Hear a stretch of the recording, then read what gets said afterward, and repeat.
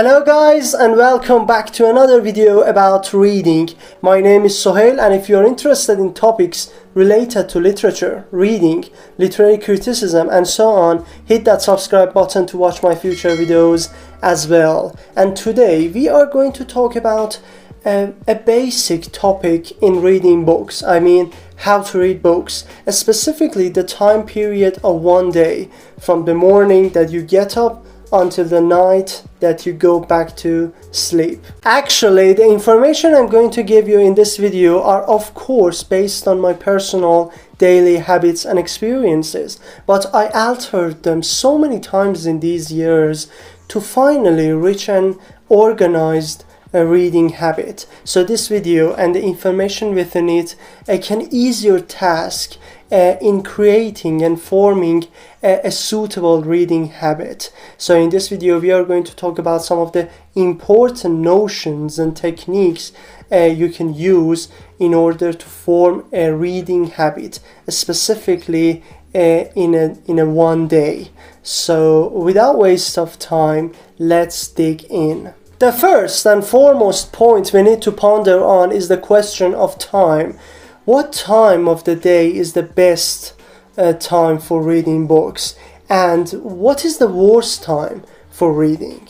We cannot indicate a general time for everyone because the efficiency of people is different. Some people are better readers in the mornings, and some people are the night owls, and they like to stay awake all night reading their favorite novel. But according to researches done by physicians and also psychologists, the time of the early morning you get up, something between 6 a.m. and 7 a.m. is the best time for deep reading with your brain at high amount of understanding. And I myself do this as well, and this really works. I remember that there was a time when I stayed awake all night, probably until 4 or 5 a.m. reading, and I really enjoyed that time too. But when I changed my lifestyle to become an early bird, the value of my reading efficiency increases by a large number. So give that a try and see how you can manage that reading habit. What is more important in the case of time is the time of reading a book itself. The question you must ask is how much time I must put into reading in one sitting. This is a very essential point which unfortunately is neglected by most of the readers. Reading and understanding is a hard task for your brain, and it needs to rest after a short time of reading.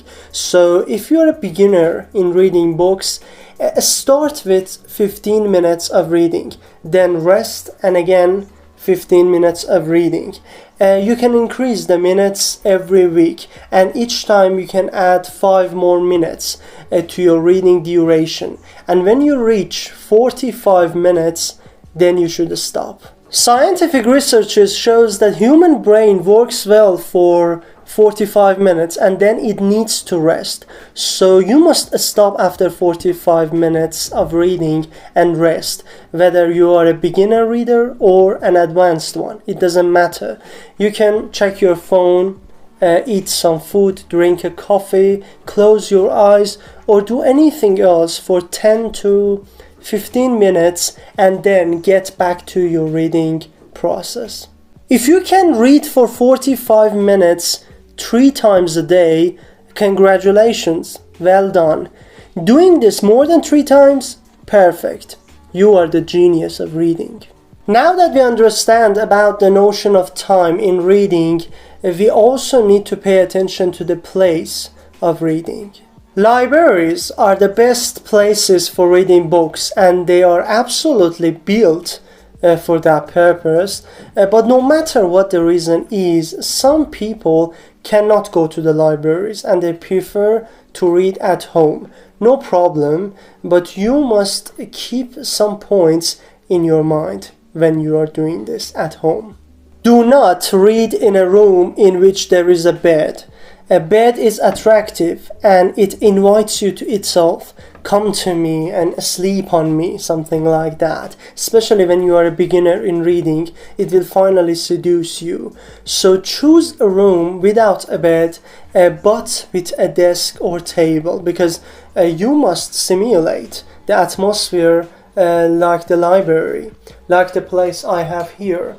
This atmosphere invites you to reading with passion, invites you to enjoy reading, especially if you are reading literature.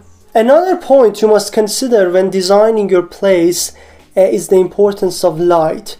You must provide enough light for your place. You can use one of these reading lamps like me. Well, this is very old, kind of a classic reading lamp I have. I really love this, and this helps me with my reading a lot. You can have one of these, for example.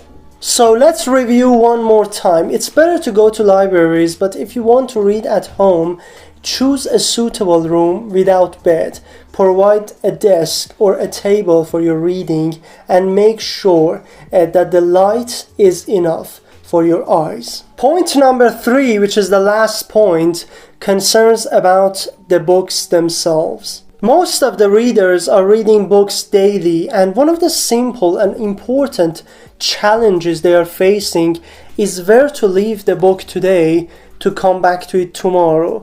And unfortunately, most of the readers do this based on pages. For example, they say, I'm going to read 20 pages every day, and when they reach page 20, they close the book and leaves it. This is a huge mistake, because you left everything unfinished yesterday. You left in the middle of things, and today it seems that you are reading something new. No matter how many pages you read every day, using this technique makes your reading process well organized. And be sure to take notes while you're reading your book today, because you can review your notes the next day and get warmed up for new materials. Well, these are the 3 main habits I have in my daily readings, and I tested many techniques and methods for reading in these years, and I definitely recommend you to pay attention to these main ones